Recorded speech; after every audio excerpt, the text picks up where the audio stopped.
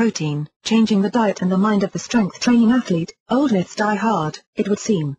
One of the biggest myths that surrounds protein is that a strength training athlete needs to eat a lot of protein so that he or she can get bigger and bigger.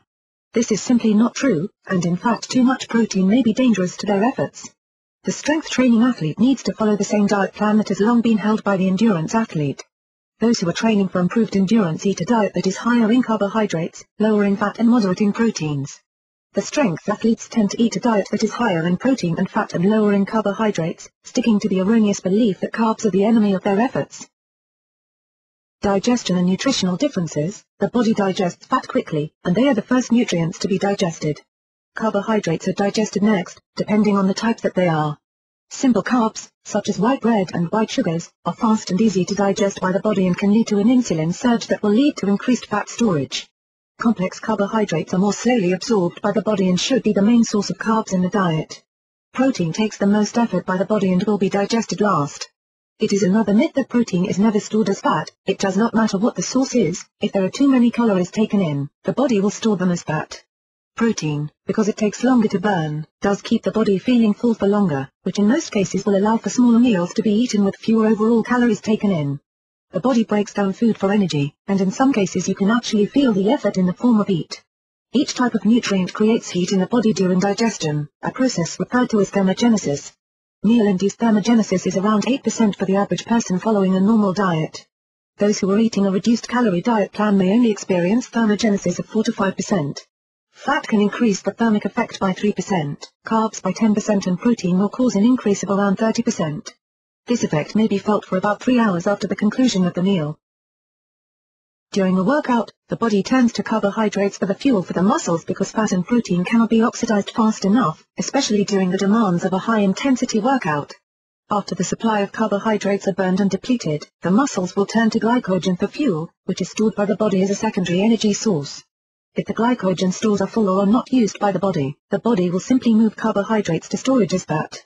Source: Quinn 2007. The experts suggest that the upper limit for protein intake is around 35% of the daily calories, even for the elite athlete. Source: The American Journal of Clinical Nutrition. Whether you are an athlete or not, you have to make sure that you are getting the right amount of protein, carbohydrates and fat to keep you as healthy and strong as possible. A better athletic diet plan. A better concept for the strength training athlete would be to follow the lead of the endurance athlete, which is taking in around 12 to 15% protein, 25 to 30% fat and 55 to 65% carbohydrates. The actual needs of each athlete, weekend warrior or non-athlete are individual and each person must evaluate what does and does not work for them. Source: Quinn, 2007. Both the American Heart Association and the American Journal of Clinical Nutrition warn against too much protein for the number of health risks that it may present. Not only does too much protein increase the possibility of a number of diseases and conditions, it can also hurt the performance of the athlete and may not be nearly as beneficial as it has been thought to be. Too much protein, exceeding the upper recommended limit of protein intake can cause serious problems. It can hurt the performance of the athlete by depleting the supply of glycogen in the muscles and liver. In addition to serving as stored energy in the muscles, glycogen helps the muscles to retain water. Can decrease endurance, you won't be able to work out as long. Can decrease maximum effort, you won't be able to work out as hard. Can severely lower the serum glucose levels, which in turn can lead to hypoglycemia.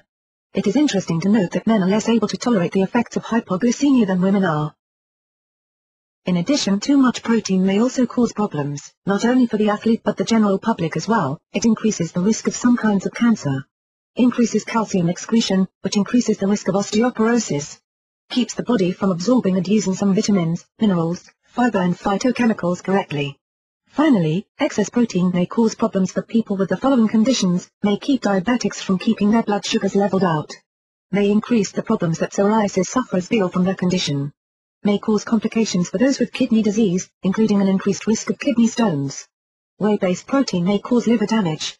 Some protein supplements may cause allergies. An all-liquid protein diet increases the risk of gallstones. It may cause damage to the pancreas and the spleen. Protein supplements. Those who are not getting enough protein based on their needs may consider adding a supplement to their daily food intake. A supplement can be a great way not only to increase protein, but also to replace less healthy snacks and meals, especially while on the run. People are busier than they have ever been and so many people are not taking the time to eat good foods. grabbing a protein supplement can keep the eating plan on track by keeping you full for longer and providing you with the energy to power through your day.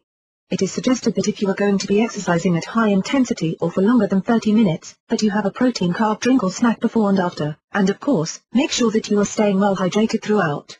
Good supplement choices include protein powders, including whey, soy, rice and egg, protein shakes, protein pudding snacks, liquid protein shots, protein bars. Read ingredients and make sure that you know exactly what you are getting. ProfectR, the liquid protein supplement shot from Protica, is made with high-quality ingredients and has 25 grams of protein per serving. It is only 100 calories per serving and is available in a number of flavors. Another option for a pre- or post-workout drink is milk, especially chocolate milk, which has around 9 grams of protein in the average glass and provides 31% of the daily needs of calcium. Chocolate milk, considered to be one of the optimal drinks for the athlete, includes a blend of protein and carbohydrates to help the body with the recovery period, which is important to preventing muscle breakdown. Source: Murano, 2007.